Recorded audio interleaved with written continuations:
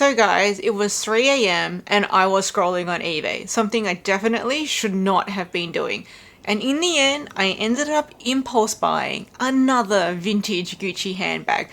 But this time, this one is torn and ripped. So this might end up being a regretful purchase. So I've decided in the end that I am going to keep it despite its flaws, and even a flaw that wasn't even in the description or in the photos, which I'll show you in just a bit. So I'm going to reveal to you which Gucci bag I impulse bought. I'm going to tell you the price, the drama story behind it. We'll go through mod shots, what fits, dimensions, the whole kit and caboodle. And you can let me know at the end of the video whether you think I've made a mistake by keeping the bag, or if you would have done the same thing as me and keep the bag instead. Let's get straight into it. So guys, this is not an unboxing video because I've already unboxed the bag, used it, worn it, and inspected it before deciding I was going to keep it and making this video. So introducing, dun dun dun, this is my vintage Gucci, and I think it's from either the 80s or the 90s, camera style bag in the rarer off-white colored GG Supreme canvas.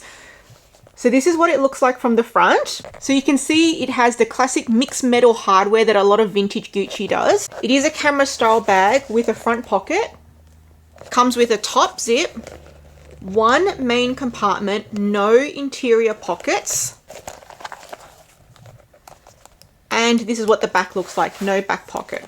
That's the bottom, that's the side, and that's the other side. So let's talk about the price I paid for this bag and the drama story behind it all. So this bag was being advertised for $160 US, which all in all is already quite a good price. But bear in mind, that's because this bag was ripped and torn. So where it was ripped was actually the interior. So right here. So you can see I've actually repaired it. So it was ripped and torn right here in the interior.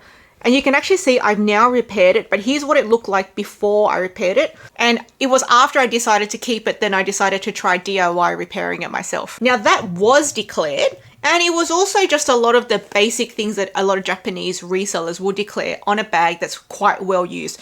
Loss of shape, marks, dirt, scratches, and in addition to the exterior, a lot of the interior vintage Gucci bags will have this peeling, flaking, powdery interior. But this one actually, even though it's degrading and peeling, it's actually not powdery. Like I don't have the residue on my hands, which surprisingly is pretty good.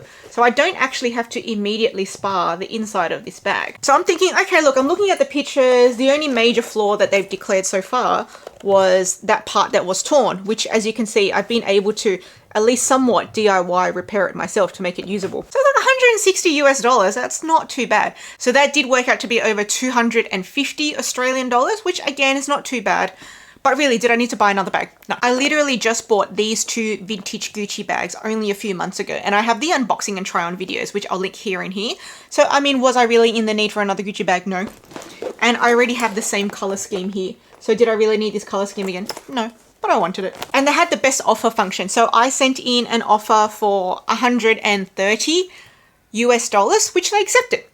So we do have to in Australia add 10% GST. So I had to add, it was 132, sorry, my offer. And so I had to add another $13.20 on top. So it took it to about 145 approximately US, which I thought was not too bad. It ended up being like 220, 230 Australian dollars. So I thought, okay, I know what I'm getting myself into, which is a ripped interior, you know, slight loss of shape, a little bit dirty, a little bit marks. Otherwise, the bag seems fully functional. Oh, and I forgot to mention one of the flaws that they declared was extra holes had been punched in the strap. So 1-2 extra holes, which I could live with that. I think the person who owned it previously must have been quite tall. That's why they needed holes down here. I don't really care about that, to be honest. Then I got the bag. And then I noticed there was what I considered to be a very noticeable and big flaw that was not mentioned. I went over the description again, I went over the pictures again, and it was not shown in the pictures or the description. And I'll show you now. So this is the front of the bag, right here where the piping is. This has actually cracked the whole way through. So you can see that it's opening. So they had all the pictures like this where it was closed, where it kind of just looks like a surface level crack. But actually, it's actually completely split all the way through. So if I'm using the bag, that opens, closes, and that splits. And that was like that when it came out of the box. I was like, oh, this is to me quite major to mention, like a completely split piping. And I was like, maybe I missed it the first time. I literally combed over, zoomed in all the photos one more time and went through the description one more time, and it genuinely was not declared in there. So I had to make a choice, keep or send back.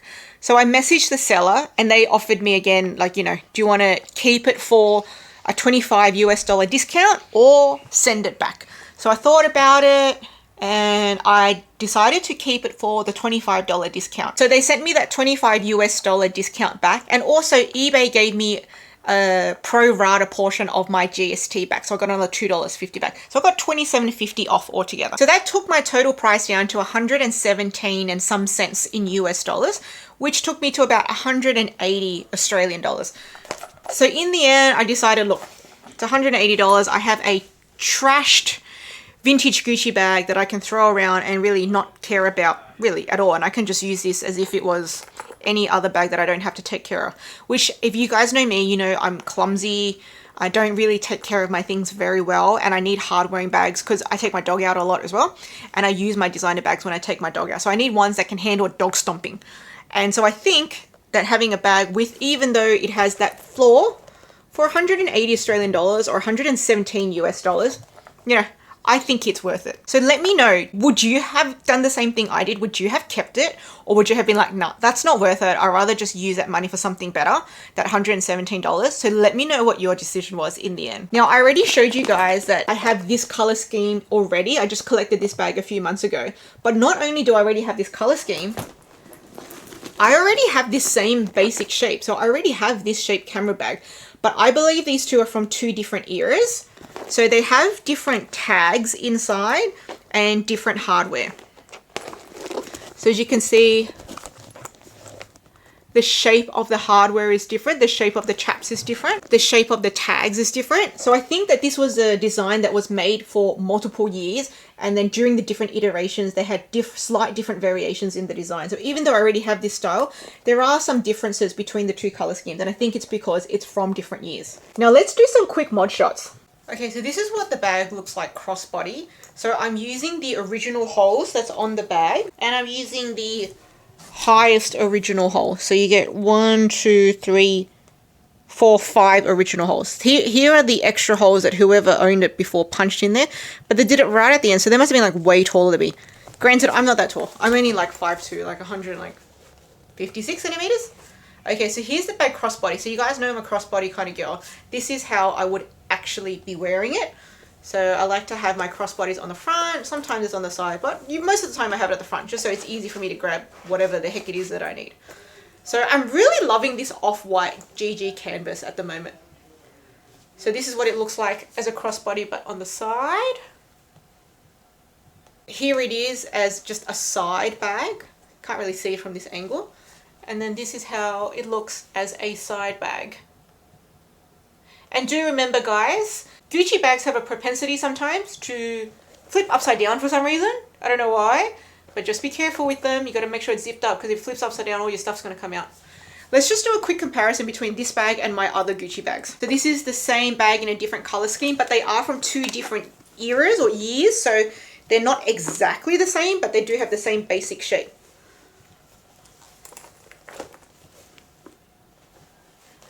So I'm wearing both of them on the highest hole. You can see this bag is actually slightly longer. Okay, so this is what they look like. I mean, they pretty much look the same, to be honest, from afar. Okay, here's both of them on the side. Okay, so now let's compare the two white GG bags. So different shapes, but same color scheme. They also have different slightly colored leather as well. Okay, so this is what they look like. I really do like this one. This one fits quite a bit, but they have different looks to me. Which one do you like better? Do you guys like this bigger one better? Or do you guys like the camera shape better? Let me know what you think. Okay, and lastly, my blue dome navy one. So that's the comparison there. Okay, this is what they both look like crossbody. I'm really loving vintage Gucci at the moment. I think they're really hard wearing, easy to use bags. You can buy ones that are slightly trashed, slightly thrashed, because they do hold up pretty well, because I'm going to add more trash and thrash to it with the way I use them anyway. Okay, so let's take a look at the dimensions and see what fits. So that's about 22 or 8.5, 22 centimeters or 8.5 inches. So that's about 13 centimeters or just 5 and a bit inches. That's about 4.5 centimeters or 1 3/4 inches. And it appears to be the same size as my brown GG Supreme Canvas monogram bag. That's the front and back comparison. So you can see it looks pretty much the same. If I do it this view, it looks pretty much the same. And from this view, it looks pretty much the same. This one looks a little bit fatter, but I do have a bag organizer in there, so that could be just like pushing it out. Whereas this one is completely empty and it's sinking in. But there possibly could be slight variations in the size, but they're roughly the same size. Okay, so let's just see what fits. This is my Teddy Blake card holder. If you guys like Teddy Blake, I do have a discount code in my description box. This is pouch for knickknacks, keys, pen. This is a chunky battery pack, tissues. So that's pretty good for holding essentials. So I'm going to try and zip this up now. Yep. So that's zipped up pretty good. I still haven't even used the back pocket. You could still put something flat in the front pocket, sorry. So I think that holds a pretty good amount considering it's a camera bag. Considering it's a small camera bag. Can definitely fit your essentials in here. And another thing I really like about these vintage Gucci bags is the canvas is really light. They're definitely not heavy at all. And another thing I want to mention is a lot of people really love the Louis Vuitton Damier Azur, the white colored checkered canvas print. However, from the pre-love market, what I see a lot of the times is over time they get a lot of color transfer. So a lot of the pre-love bags, even though I've wanted to collect Damier Azur, I haven't found one where either the Richetta wasn't too crazy or the Damier Azur itself was too crazily color transferred. However, these bags are even older than the Louis Vuitton Damier Azur on the pre-love market. And yes, some of them will come with marks on the canvas, but hardly any color transfer. So whatever formula Gucci used for their GG Supreme coated canvas, so the coated ones, not the uncoated ones. They have uncoated ones, which I stay away from those because it's like bare fabric, holes, stains are really easy on those.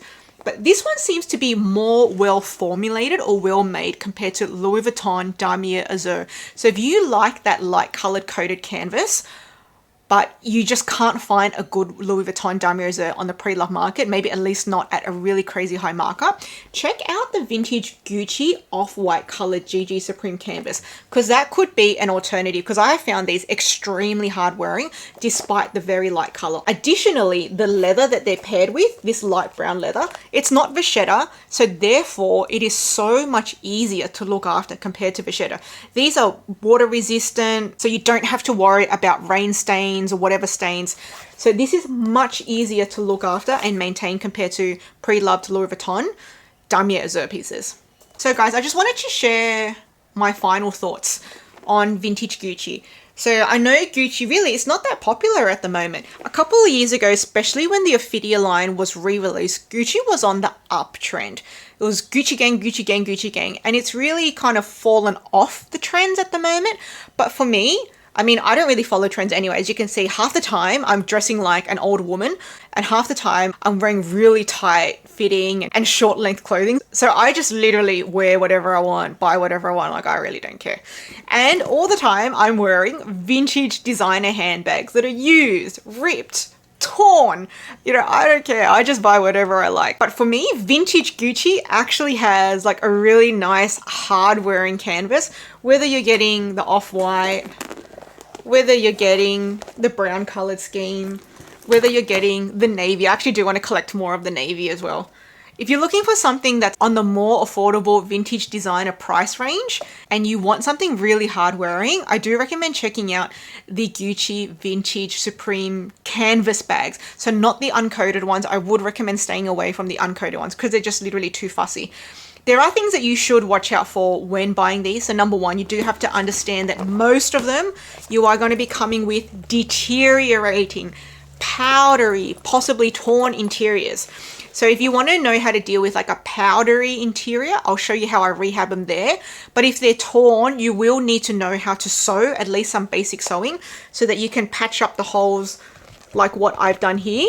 That's if you weren't going to send it to like a professional bag spa. You will most likely need to do some DIY unless you pay a bit more of a premium and get the ones that are still in good condition, but they're really hard to find, particularly good condition interiors. Secondly, a really annoying thing you need to know about vintage Gucci is a lot of their bags have a tendency to not sit well when you're wearing them and can have a propensity to tip upside down. I don't know why. It's like something to do with the way the straps and the chaps or whatever design. But this happens particularly the most with this camera bag style. You'll be wearing them and next thing you know, they're upside down. And so if your bag is unzipped, your things are going to fall out. So be aware of that too. And then another really annoying thing, and I don't know why it's like this, but Gucci, whether it's vintage or modern, tends to not come with a strap keeper. A strap keeper is like that extra strap that holds this flappy bit down. You can see it doesn't look very expensive or very luxe to have this flapping about all the time. And it would look better to have a more streamlined look with this strap here. However, Gucci doesn't seem to come with that on a lot of their designs. I don't know why. This one is actually sitting quite flat, but this one on the other hand, I just did a DIY strap keeper because it was really just flopping out there. So I really didn't like it on this one. So guys, let me know your final thoughts on my newest acquisition, this off-white vintage Gucci camera bag. Do you think it's a mistake or would you have done the same thing and kept it as well? Now, if you guys haven't seen my latest Louis Vuitton unboxing, I'm going to leave it here. And if you guys haven't seen my latest alternative to the Hermes Birkin, which is still from a designer brand and I think has even better features than an Hermes Birkin, I'm going to leave that here.